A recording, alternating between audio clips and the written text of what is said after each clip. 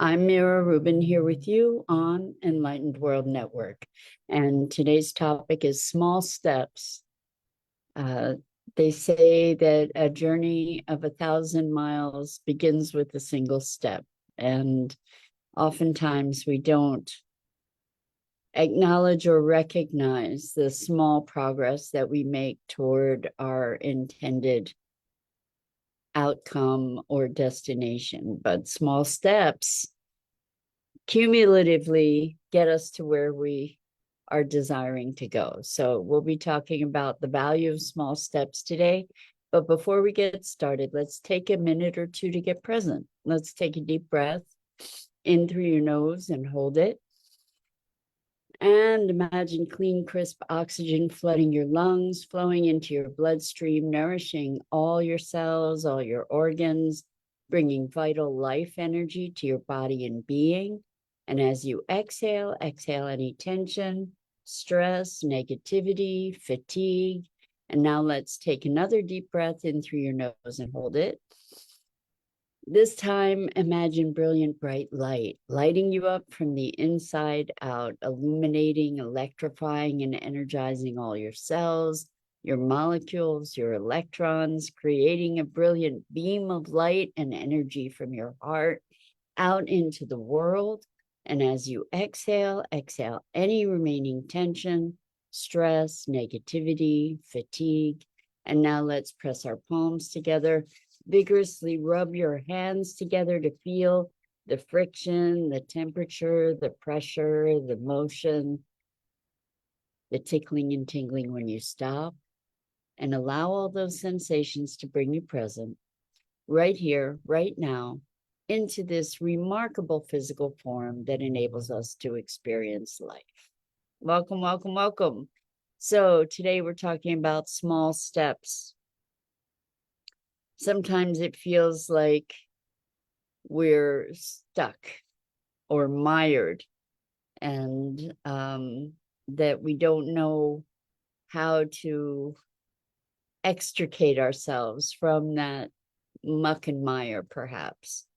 And it is particularly in those times when the small steps can be most gratifying if we allow ourselves to recognize them, if we allow ourselves to acknowledge the simple wins, the little things that actually are affirming our deeper commitments and taking us in the direction that we are desiring for ourselves or choosing for ourselves. And it can be the simplest thing. One of the things in my practice, in my coaching practice, that is very important, and oftentimes the clients don't even recognize how important it is to keep a breakthrough journal, a bullet list. Really, it doesn't have to be lengthy journal entries, but even just a bullet list of wins, of breakthroughs, of the littlest things even that indicate that there's been some movement, some change, some transformation. Recognizing these little things actually serves to empower us and to accelerate our momentum, or to at least maintain it, to give us the reassurance that in fact change is occurring, that in fact there is some movement, because we can often feel so stuck that we don't even recognize these subtle transformations that cumulatively get us to where we're intending to go, that that affirm to us that indeed we are moving in the direction of our intention. And just that confirmation of movement however small it may be, allows us to become more heartened, allows us to keep the faith, so to speak, to maybe even muster the energy required for renewed effort. And it also nurtures hope, and hope, not hopium, which is hope that is sort of not grounded in any way, but true hope, which is grounded in a somewhat evidentiary context. To hope against the hopeless, I don't know that that's what we're really talking about. I think we're really more talking about recognition that I guess true hope is something that we can affirm, that we can validate, perhaps. And so these entries in a breakthrough journal are validations, are proofs, evidences of our movement, of transformation, of potentials, actually not even just potentials, but manifested, fulfilled potentials. And when we give ourselves those kinds of evidences, they act as fuel for further fulfillments, to say, oh, there really is change. Good morning, Rosalind. Welcome. So good to have you joining us. I know that you, among so many other people, have traveled to witness the eclipse today.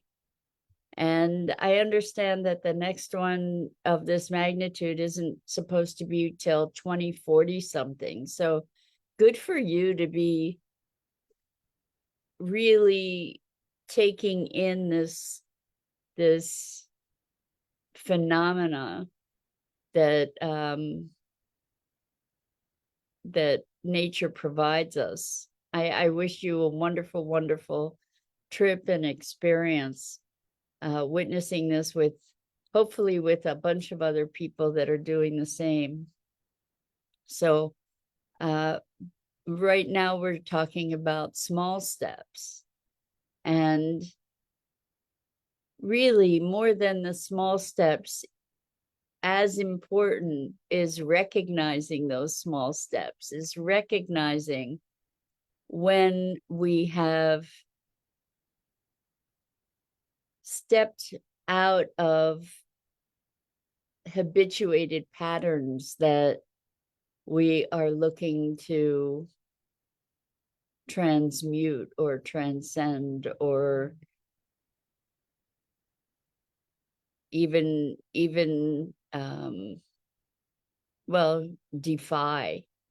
So these small steps, it's really a pattern of change, that change can happen. It's not always cataclysmic. It often happens in increments. It often happens in increments that can be so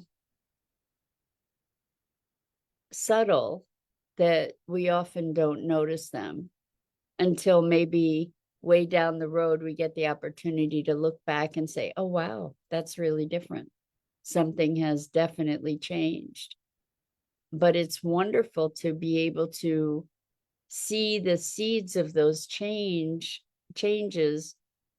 as they occur incrementally, and to give ourselves the acknowledgement, which provides encouragement to keep on keeping on. I can't say how many times I've spoken to people and they say, well, nothing's changed. Sorry about that. And in fact, it's not that nothing's changed. It's just that the change was subtle.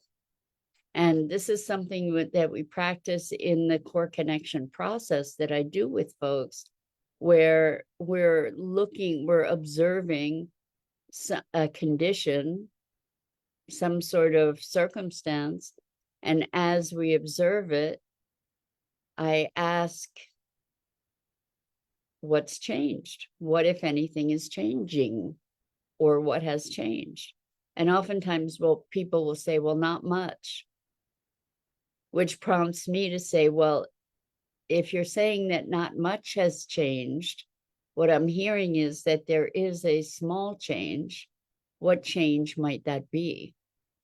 And recognizing these small changes allows us to recognize that things are not static, that in fact, there is movement. In fact, there is transition, transformation, shift, that there is some kind of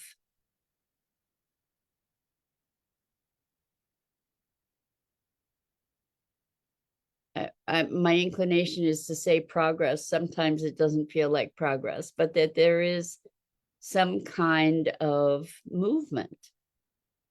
And when there's movement, there's the beginning of some kind of momentum that can be grasped or harnessed, rather, to stay in motion. So when there's movement, it's that the inertia has been overcome in some way, shape, or form. When there's movement, there's potential, there's possibility. When something is stagnant, before we can witness change or transformation, we actually have to overcome the inertia of that stagnation. So recognizing even the smallest steps empowers us on all kinds of levels, because once there's that inertia that's overcome, once there's that movement can be redirected, it can be shifted. Even if it looks like we're regressing in some way, we can still harness that movement and redirect it. So cultivating that awareness that things are not hopeless, that indeed change is happening, can fuel us with the energy that we need to continue that change. So I encourage you to look in your lives, in your situation, to see where you can recognize that change is happening, that something has shifted, that perhaps you are responding to a situation a little bit differently from the reactivity that you may have had in the past. Perhaps you are or have discovered less reactivity in yourself, maybe more presence in a given situation, maybe more motivation or creativity or proactiveness, perhaps, than you might have had previously. Maybe you notice that you're able to be more loving in some circumstance. It can be the smallest thing. It doesn't have to be something dramatic. It can be a shift that unless you were looking, you wouldn't notice, but that is really profound, a profound indicator of an internal shift that you have made. And when we recognize these shifts, they can build upon one another. They can serve to inspire us to continue.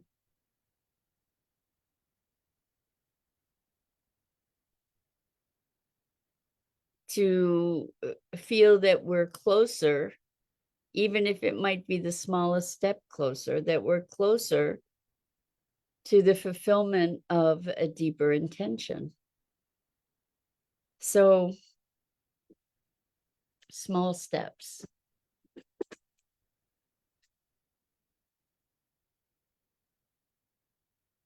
I think it's interesting how we can be so willing and ready to look at the negative, to focus on the negative, to tell ourselves that this is the same old story, this is the same old challenge that I've been facing for forever, and we will essentially sort for sameness, look at what is the same, particularly in negative situations.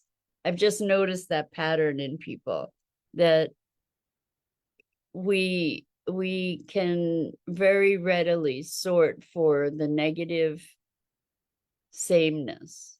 And I don't know if that's because we have a desire for continuity, even at the cost of our well-being, or I'm not really sure what drives that interpretation. But the one constant is change. And if we're not seeing change, then the likelihood is that we're not seeing what's truly there. So we can sort for continuity, but it's often at the expense of a lot of information that we are willfully ignoring in some way, shape, or form, that there is change. And I know the saying, everything changes and still stays the same. And I guess on some levels that's true. But when we can allow ourselves to sort for or filter for or look for what's changing, particularly when it comes to undesirable behaviors within ourselves, when we can look for what's changing, that can activate us to engage even more fully with that change, with that process, with that transformation. And it serves as a positive reinforcement to recognize that change. It serves as a positive reinforcement. Even when things look like we might be backsliding, even when it looks like we're regressing, we can recognize that whatever that quote unquote regression is coming from a at least slightly different context. That while old behaviors may make themselves apparent, we are not the same in those old behaviors as we had been when we experienced them previously. So this is what I call or what is called perhaps the spiral of change, that we revisit issues oftentimes again and again and again. However, the person that we are in that revisiting is not the same person who had visited those issues previously. There has been change. So the perspective that we can have, the perspective that's available to us, the experience that's available to us in that revisiting is on another octave, is on another plane, is now a function of our newer experience. And we can use that new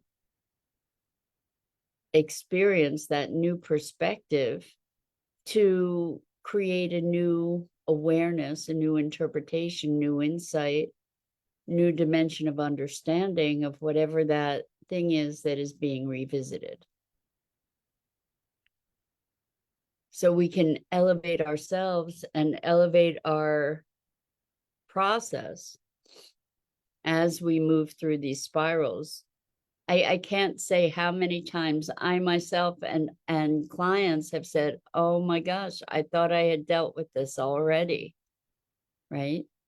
But the thing is that there are dimensions of these things that we deal with. And I believe that at some time, those dimensions become the whole and are complete, and something, an issue can be completed, not to need revisiting again and again and again. But along the way, there are all these different aspects. It's like there's a deep matrix, a network, a mycelial sort of interchange of beliefs and patterns and behaviors that over time we're able to unentwine, disentangle, until eventually they just dissipate. But in the meantime, there's so much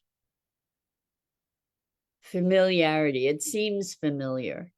So when we have these occasions that we revisit some of these things, what we can look for is what's different,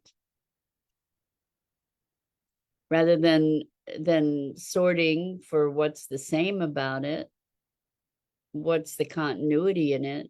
We can look at, well, yes, I've seen this so many times before, but what's different about seeing it now? What have I learned? What's available for me to recognize now that I couldn't recognize previously? What can I experience in this revisitation now that I didn't have the capacity for previously? What insight can I gain now that wasn't available to me before? What small steps have I taken to get to this new place? Even if it might appear subtle, there are changes. And recognizing those changes again can be a tremendous source of empowerment, can be a tremendous source of activation, reinforcement, energy to move forward into the fulfillment of our intentions. And so many of us have intentions to heal. And ultimately, the healing is allowing all the charge around something to dissipate, allowing our response to something to flow rather than to lock us into a patterned response, to come to a point of freedom of choice, true choice, to not be driven by reactivity and deeply ingrained automatic type patterns. So hopefully where we're headed with our small and sometimes great leaps, small steps and great leaps, sometimes we have this spectrum of transformation, but hopefully where we're headed is to a place of freedom, of choice, of sovereignty, of presence, where we can be in the flow of authentic expression rather than patterned reactive response.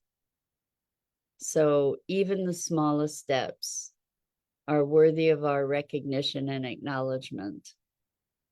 And in providing that to ourselves and to each other, recognizing these smallest shifts, rather than declaring that's not enough, it's not fast enough, it's not enough, rather than allowing ourselves that impatience, when we can recognize the smallest steps, that will breed further steps in the right, quote unquote, right direction, in the desired direction. So I invite you to patience and compassion for yourselves as we all move forward erratically sometimes into the greater fulfillment of our intentions and potentials. So that's it for this morning. I'm Mira Rubin. This is the Core Connection. And I go live here each weekday morning at 9 a.m. Eastern on the Enlightened World Network Facebook page and YouTube channel. And I invite you to please like and share the Enlightened World Network Facebook page and YouTube channel, as well as my YouTube channel. The links are in the chat. And as always, it is such a gift and privilege to have the opportunity to have these morning musings together. And I am so deeply grateful. So until next time, so much love to you.